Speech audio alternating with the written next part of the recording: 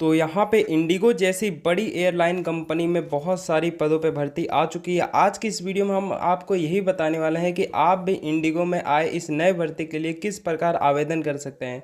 साथ ही में हम ये भी जानने वाले हैं कि आवेदन करने के बाद आपका इंटरव्यू किस प्रकार होने वाला है और इंटरव्यू में आपको किन किन बातों का ध्यान रखना है ताकि आपका जो जॉब है वो आसानी से लग जाए।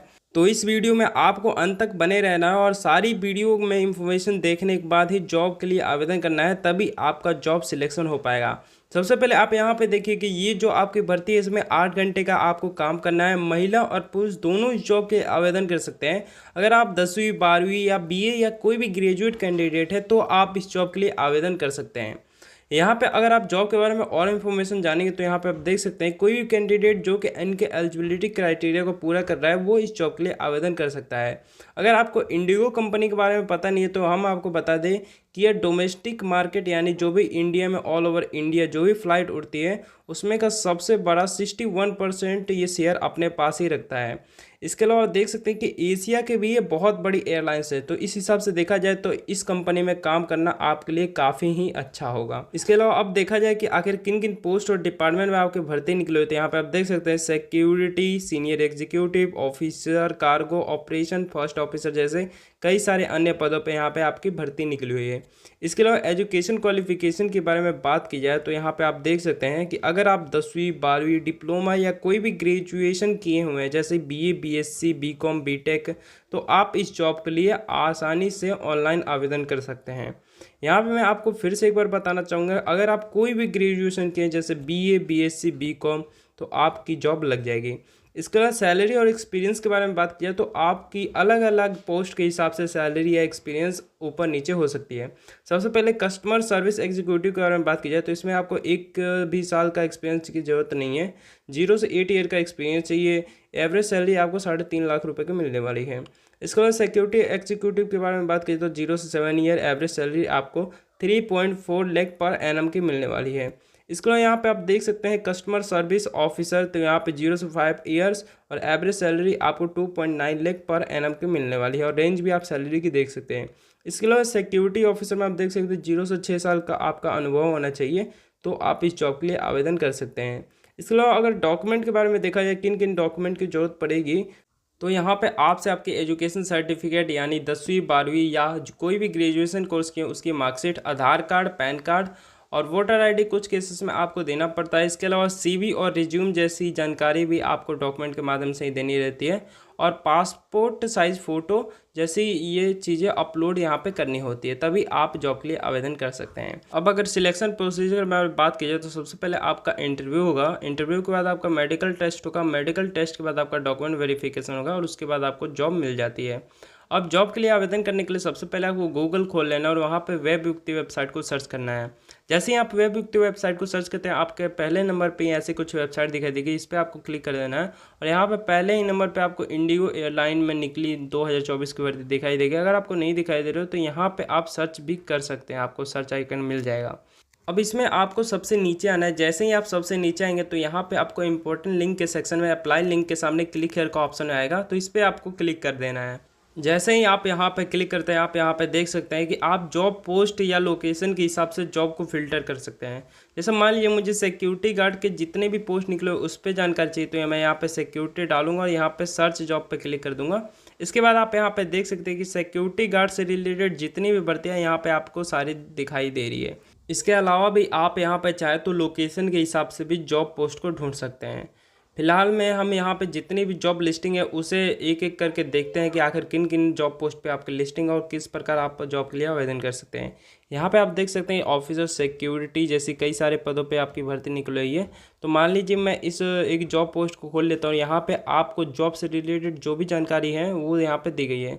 जैसे लोकेशन आप देख सकते हैं कि पुणे में आपकी ये लोकेशन बताई गई, कंपनी इंडिगो ऑब्वियसली है। और यहाँ पे अगर आप देखेंगे कि आखिर आपको काम क्या करना है तो वो भी यहाँ पे आपको देना है कि सेफ ऑपरेशन करना है और यहाँ पे जो भी काम आपका है वो सभी आपको बताया गया है।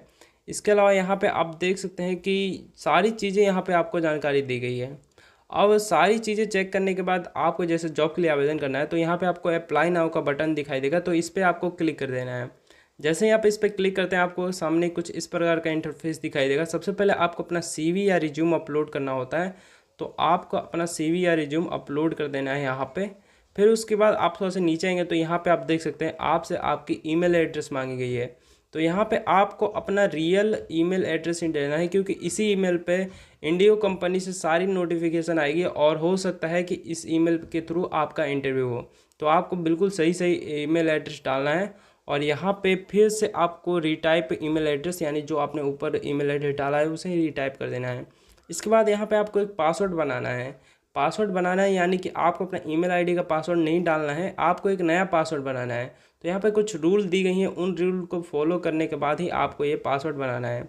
इसके बाद आप यहाँ पे देखेंगे आपसे आपकी फ़र्स्ट नेम पूछी गई है, तो जो भी आपका फर्स्ट नेम है, मिडल नेम है, लास्ट नेम है, वो आप अपने हिसाब से डाल देंगे। इसके अलावा यहाँ पे कंट्री या रीजन कोड डालेंगे। तो जैसे आप इंडिया में रहते हैं तो इंडिया का होता है +91, तो हम यहाँ इंडिया का सबसे पहले ढूंढ लेंगे और इंडिया का यहाँ पे सिलेक्ट कर लेंगे।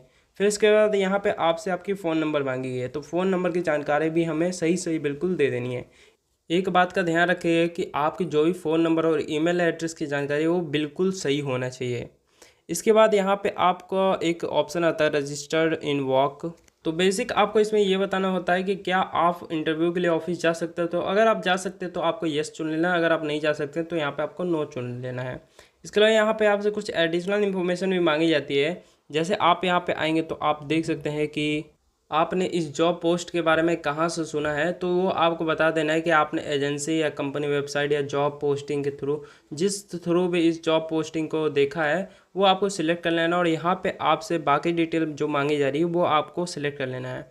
इसके अलावा यहाँ पे आपसे एक और इन्फॉर्मेशन पूछी जाती है कि क्या आपने पहले कहीं भी इंडिगो कंपनी के साथ काम किया है या नहीं, तो उसके बारे में भी आपको बता देना। अगर आपने इंडिगो के साथ काम किया है तो आपको यस कर देना है, अगर आपने इंडिगो के साथ काम नहीं किया है तो आपको सिंपली नो कर देना है।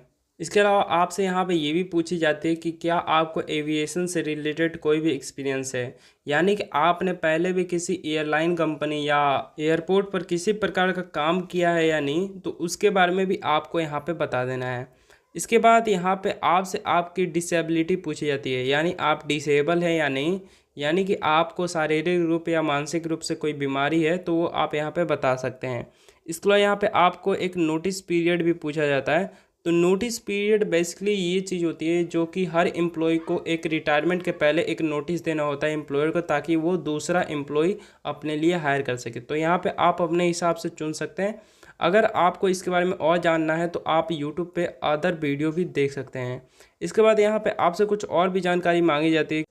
आप किसी कंपनी में काम कर रहे हैं या नहीं, अगर किसी कंपनी में काम कर रहे हैं तो आपको करंट CTC कितना मिल रहा है और आपको इंडिगो के साथ काम करने में CTC कितना एक्सपेक्टेड है, तो वो भी आपको यहाँ पे बता देना है। इसके अलावा भी आपसे आपकी पिछली बीमारी यानी आपको कोई क्रोनिक डिसीज़ है या नहीं उसके बारे में पूछा जाता है, और आपकी डिसेबिलिटी से रिलेटेड और भी जानकारी पूछी जाती है, यानी कि आपको कौन कौन सा डिसेबिलिटी है, कितना परसेंटेज ऑफ डिसेबिलिटी है, वो सभी आपको जानकारी यहाँ पे भर देना है। इसके बाद सारी जानकारी भरने के बाद यहाँ पे आपको जो भी आधार कार्ड में आपका जो नाम है वो यहाँ पे आपको सिंपली टाइप कर देना है।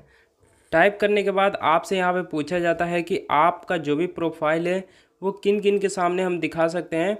तो यहाँ पे सबसे पहले आपको पहला वर्ल्ड वाइड का ऑप्शन चुन लेना है, क्योंकि अगर आप ऐसा करते हैं तो आपको जॉब मिलने की संभावना और भी ज़्यादा बढ़ जाती है।